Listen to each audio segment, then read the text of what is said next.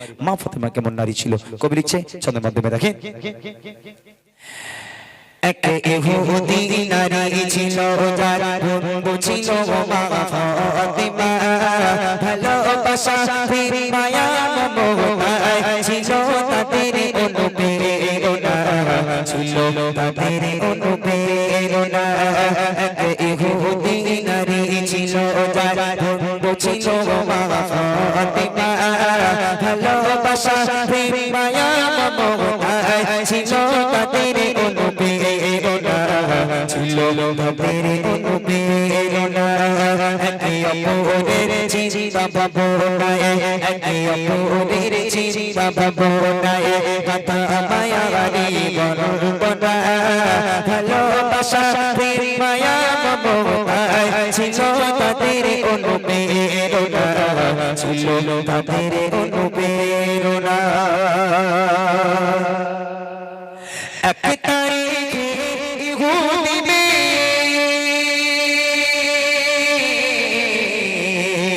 এক তারিখে ইহুদি বিয়ে হবে দিন ঠিক হলো, মেয়ের পিতা একে একে সব প্রিয় জোটেদের দাওয়াত দিল।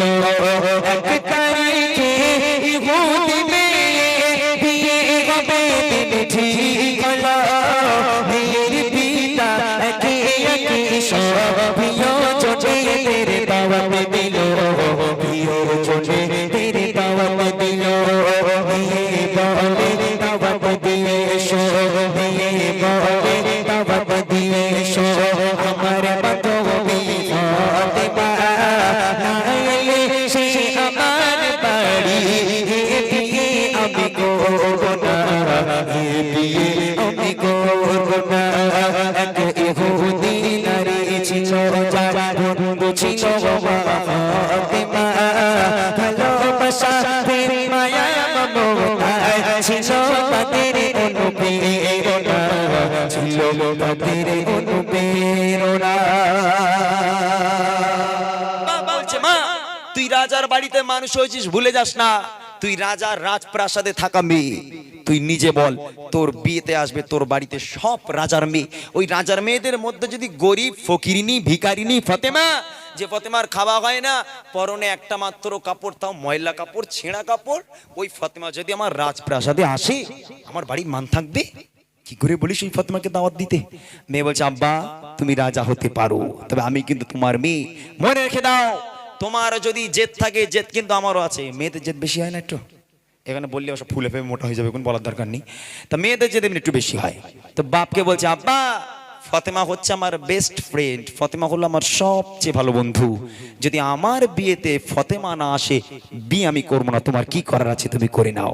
মেয়ের জেদ দেখিয়ে মুখ ঘুরিয়ে ওখান থেকে চলে গেল, যাও বিয়ে করবো না, তুমি রাজা তো তুমি কি করবে করে নাও, আমি বিয়ে না করলে তোমার কি করার আছে, যদি ফাতেমা আমার বাড়িতে না আসে বিয়ে আমি করবো না। আব্বা রেগে গেল, রেগে গিয়ে মেয়েকে কি বলছে দেখেন। আসে বড় বড় রাজা বাদশাহ, আসে বড় বড় রাজা বাদশাহ, তোমার বিয়েতে আমার বাড়ি গরিব ফাতেমা ছিড়া জামা আছে কি তার কোনো নতুন শাড়ি। আসে বড় বড় রাজা বাদশাহ, তোমার বিয়েতে আমার বাড়ি গরিব ফাতেমা ছিড়া জামা আছে কি তার কোনো নতুন শাড়ি, আছে কি তার কোনো নতুন শাড়ি। বাড়ির সম্মান হবে যে যাবে না, বাড়ির সম্মান হবে যে যাবে না, আসলে গরিব ওই ফাতেমা শোনো হবে তোমার প্রস্তাব মেনে নিতে আমি পারবো না, মেনে নিতে আমি পারবো না। এক ইহুদি নারী ছিল যার বন্ধু ছিল মা ফাতেমা, ভালোবাসা মায়া মমতা ছিল তাদের অনুপ্রেরণা, ছিল তাদের অনুপ্রেরণা। বাপ হেরে গেল, মেয়ের জেদের কাছে বাপ হেরে গেল, বাপ নিরুপায় হয়ে গেল, কোনো রাস্তা নেই, এখন মেয়ের কথা মানতে হবে। তখন বাপ রেগে গেছে, ঠিক আছে তোর কথা আমি মেনে নেব মা, ওয়ান কন্ডিশন, একটা শর্ত আছে। আব্বা কি শর্ত?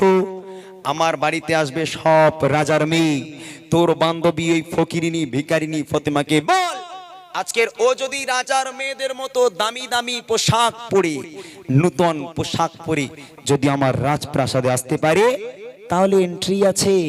আর যদি গরিব ফতেমা ফকিরের হালাতে, গরিবের হালাতে যদি আমার রাজপ্রাসাদে এসেছে, আমি কিন্তু অপমান করে দাঁড়িয়ে দেবো। বল তোর ফতেমাকে।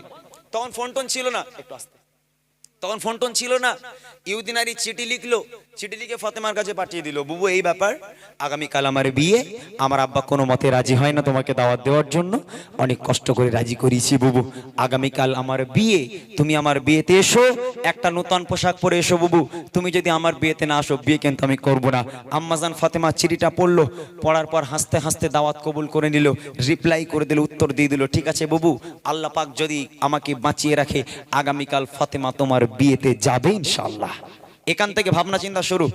যে ফতেমার খাওয়া হয় না, যে ফতেমা পেটে পাথর বেঁধে রাখে, 4 দিন হয়ে গেল পানি ছাড়া মুখে কিছু যায় না, ওই ফতেমা ওয়াদা করে দিল আল্লাহ পাক যদি বাঁচিয়ে রাখে আগামীকাল ফতেমা তোমার বিয়েতে যাবে, আবার নতুন জামা পরে যাবে।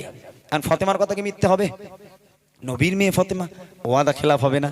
এখান থেকে শুরু হচ্ছে এবার ফতেমার আজকের মর্যাদা কি। ফতেমা বলে দিল, ঠিক আছে বুবু, আগামীকাল তোমার বিয়েতে যাব। এইবার দেখেন কি হচ্ছে।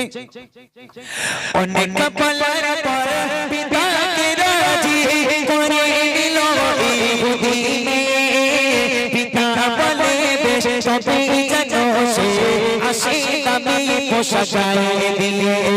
অনেক কপালের পর পিতাকে রাজি করে নিল ইহুদিনে, পিতা বলে বেশ তবে যেন সে আসে দামি পোশাক গায়ে দিয়ে, আসে দামি পোশাক গায়ে দিয়ে। গরিব বলে আজ যে ফতেমা, গরিব বলে আজ যে ফতেমা হইব কবলার সোনা, সকল নারীদের হবে সরদার, তাকে তো তোমরা ছিলে না, তাকে তো তোমরা ছিলে না। এক ইহুদি নারী ছিল, বঙ্গ ছিল ফাতেমা, ভালোবাসা প্রেম মায়া মমতা ছিল তাদের অনুপ্রেরণা, ছিল তাদের অনুপ্রেরণা। কবুল হয়ে গেল, ফতেমা দাওয়াত কবুল করেছে। এইবারে ফতেমা নামাজের পার্টি ফেলেছে। এখান থেকে একটু কথা কম বললে ভালো হয়, কানে আসছে। ফতেমা নামাজের পার্টি ফেলেছে, নামাজের পার্টি ফেলে 2 রাকাত নামাজ পড়েছে। নামাজ পড়ে ওই যে ফতেমা সিজদায় চলে গেল, ফতেমা সিজদা থেকে আর মাথা তোলে না। সন্ধ্যা হয়ে যায়, রাত হয়ে যায়, তাহাজ্জুদের সময় হয়ে যায়, আম্মাজান ফতেমা সিজদায় পড়ে হাউ হাউ করে কাঁদছে। এত কান্না কেঁদেছে ফতেমা, আজকের তার চোখের পানিতে জায়নামাজটা পুরো ভিজে গেল। আম্মাজানের গায়ে যে পোশাক ছিল পোশাকটা পুরো ভিজে গেল। আমার আল্লাহ সহ্য করতে না পেরে জিবরিলকে ডাক দেয়, জিবরিল তাড়াতাড়ি করে জান্নাতে যাও, জান্নাতে গিয়ে একটা জান্নাতি বড় প্যাকেজ তৈরি করো, ওই প্যাকেজটা নিয়ে ফাওরান চলে যাও দুনিয়ার বুকে আমার নবীর কাছে। আমার নবীর মেয়ে ফতেমা কাঁদছে, আমি আল্লাহ সহ্য করতে পারবো না। জিবরিল জান্নাতে গেল, জান্নাতে একটা প্যাকেজ তৈরি করা হলো, ওই প্যাকেজটা জান্নাত থেকে নিয়ে ফাওরান জিবরিল আমিন চলে এলো দুনিয়ার বুকে নবীর কাছে। ইয়া রাসূলুল্লাহ, ইয়া হাবিবাল্লাহ, আল্লাহ পাক জান্নাত থেকে আপনার মেয়ে ফাতেমাকে উপহার দিয়েছে, আপনি দিয়ে আসুন। আমার নবী সবই বুঝে গেল, কিছু বাকি রইল না। ওই রাতের বেলা নবী ওই প্যাকেজটাকে ধরে নিয়ে ফাতেমার বাড়ি এসে হাজির। ফাতেমা দরজা খোলো, আব্বা এসেছি। দরজা খুলে গেল, দরজা খুলে দেখছে আম্মাজান ফাতেমা সিজদায় পড়ে হাউ হাউ করে কাঁদছে। আমার নবী এই কন্ডিশন থেকে কোনো কথা বললো না, শুধু ডাক দিল ফাতেমা। আম্মাজান ফাতেমা এলো, আল্লাহ রসুলের প্যাকেজটাকে নিয়ে ফাতেমার হাতে দিল। ফাতেমা এই প্যাকেজটা তোমার কাছে দিচ্ছি, তুমি তোমার ঘরে রাখো, আমি আব্বা কাল আসবো, কাল কথা হবে। এতটুকু, জাস্ট এতটুকু কথা বলে আমার নবী চলে গেল। আম্মাজান ফাতেমা প্যাকেজটাকে ঘরের একটা কোনায় রেখে দিয়ে আবার দরজা বন্ধ করে পুনরায় আবার সিজদায় গিয়ে হাউ হাউ করে কান্না শুরু করেছে। এইবারে দেখেন কি হচ্ছে। খোদার মহিমা কেউ তো বোঝে না,